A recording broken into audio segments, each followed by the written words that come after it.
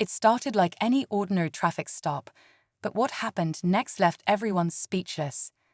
A local cop pulls over a well-dressed black man, clearly not expecting who he really is. Without asking too many questions, the officer jumps to conclusions, treating him with disrespect and suspicion. Tension builds quickly as the man stays calm, even as the situation gets uncomfortable. But here's the twist. The man is actually an undercover FBI agent, and he's not about to let this slide. You can feel the shift in energy as the officer slowly realizes who he's dealing with. What was meant to be a routine stop turns into something much more intense, with consequences the cop never saw coming. It's a powerful moment that shows how quick judgment can backfire, and how respect should never be based on assumptions. But just when you think it's over, something else happens that takes it to a whole new level. The FBI agent, whose name is Marcus, had just finished a long day working on a sensitive case involving a local corruption ring. Dressed in a clean suit and driving a government-issued black SUV, he was heading home when flashing lights appeared in his rearview mirror. At first, he thought it might be a simple mistake, but as the officer approached, things took a different turn.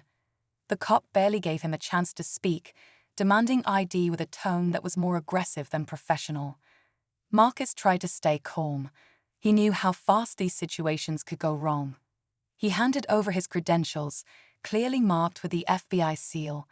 But instead of backing off, the officer looked skeptical, even irritated, as if he didn't believe they were real. "You expect me to believe this?" the cop said, raising an eyebrow. At this point, Marcus could feel the tension in the air. He had seen this kind of behavior before, prejudice mixed with power. But he also knew better than to escalate. Still, the cop kept pushing, now asking him to step out of the vehicle. People started to notice. A couple nearby watched nervously from the sidewalk. Marcus wasn't just worried about himself, he was thinking about what could happen next. Was this officer going to make a serious mistake? The badge, the training, none of it seemed to matter in that moment. And then, just as things started to heat up, someone else pulled up to the scene. A second car pulls up. Another officer steps out, this one higher ranking. Sergeant Lopez. She immediately senses the tension in the air. Her eyes shift between Marcus, calm but clearly frustrated, and Officer Reynolds, who's still trying to maintain control of the situation. "What's going on here?" she asks, keeping her voice steady but firm. Reynolds quickly steps in, brushing her off. Just a routine stop.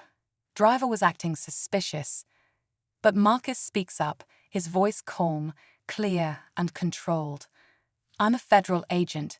I show my credentials. I'd like to speak to your supervisor." Lopez glances at the badge in his hand, her expression changing slightly, but she says nothing yet. A small crowd has formed now. Some are recording. Whispers ripple through the bystanders. The story is growing beyond the scene. A young woman nearby, Tasha, recognizes Marcus. Her brother once worked a case with him. She starts streaming live, narrating what she's seeing, adding her own shock to the moment. Meanwhile, Reynolds grows more defensive. Maybe he's realizing he's made a serious error, but his pride won't let him back down. His grip tightens on the ticket book. Marcus doesn't flinch, but you can feel the pressure rising. Lopez finally asks for a private word with Marcus, trying to diffuse things quietly, but it's too late for silence now. This isn't just a bad stop anymore. It's turning into something bigger. Questions about judgment, power, and what happens when bias overrides duty. And the story is far from over. Lopez steps aside with Marcus, lowering her voice. "Look, I can tell this isn't what it looks like, but you need to give me a minute to handle this."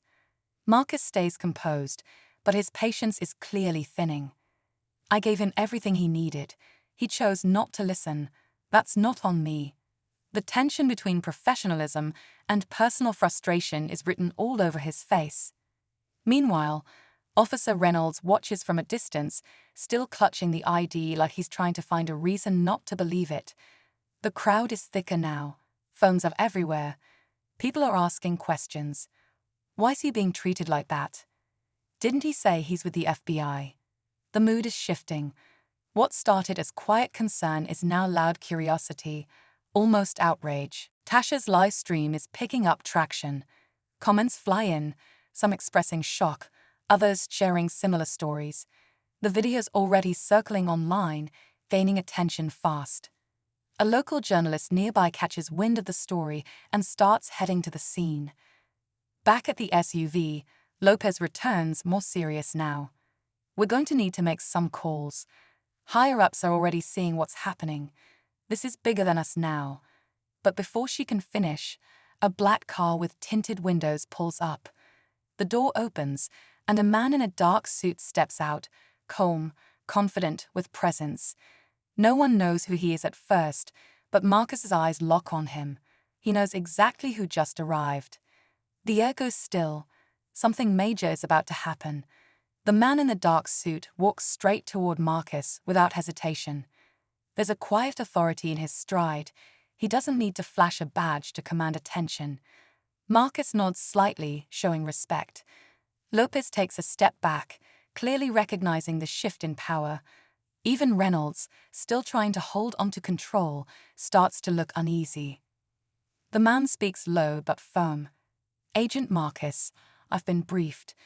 We need to contain this before it spreads further." His voice is calm, but there's weight behind every word. Then he turns to Lopez and Reynolds. "Where's the body cam footage?" Lopez responds quickly, but Reynolds freezes. "It's not on," he mutters, barely audible. That's when the second twist hits. Tasha, still recording live, turns her camera toward a man in the crowd, someone who had quietly been watching the whole time. He steps forward. "I have everything on my dash cam," he says, holding up his phone.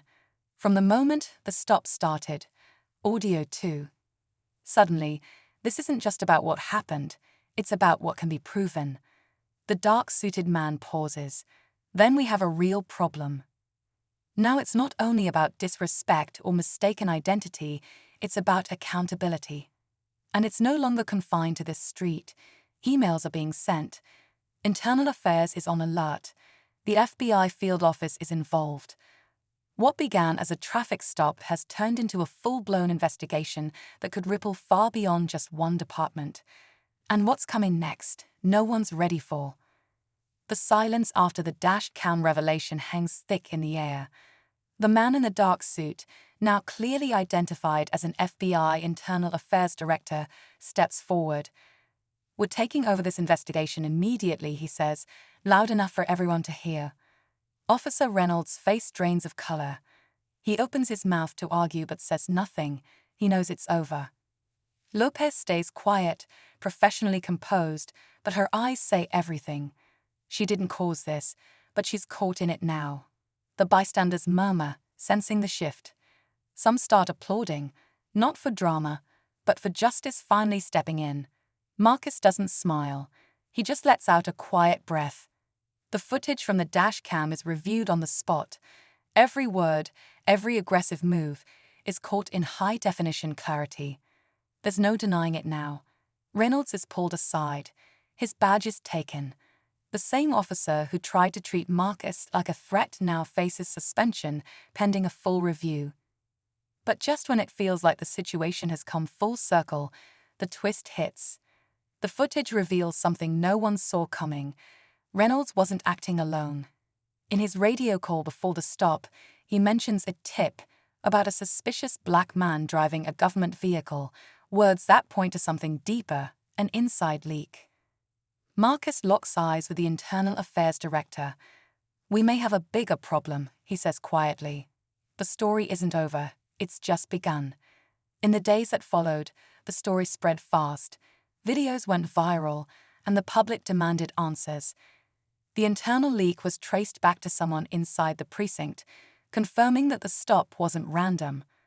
That discovery led to a deeper investigation into profiling practices and misuse of information. Officer Reynolds resigned before disciplinary action could be finalized. Sergeant Lopez cooperated fully and helped push for new training measures within the department. As for Marcus, he returned to work, but with a renewed purpose.